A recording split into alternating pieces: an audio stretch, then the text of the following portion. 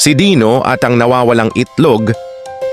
Noong unang panahon, sa isang lupain na puno ng mga bulkan at matataas na puno, may isang mabait na batang dinosauro na nagngangalang Dino. Isang maaraw na umaga, habang naglalaro si Dino ng tagu-taguan kasama ang kanyang mga kaibigan, may narinig siyang crack mula sa isang palumpong.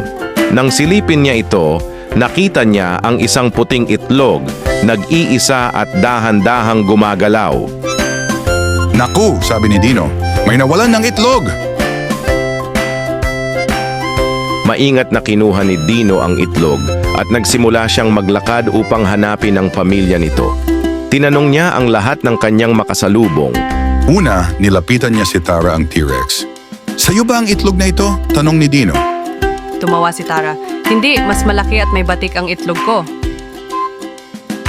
Sunod, pinuntahan niya si Stigo ang Stegosaurus. Sa'yo ba ito? Umiling si Stego habang iginiit ang buntot.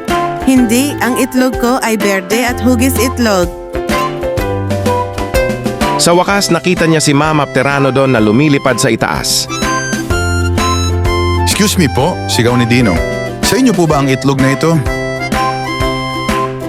Bumaba si Mama Pteranodon at ngumiti. Oh, hinahanap ko na ito buong umaga.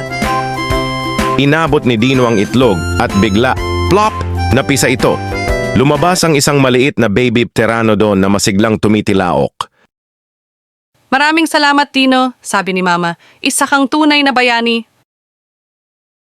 Mula noon, kilala si Dino bilang ang kaibigang palaging handang tumulong, kahit itlog pa lang ang kailangan.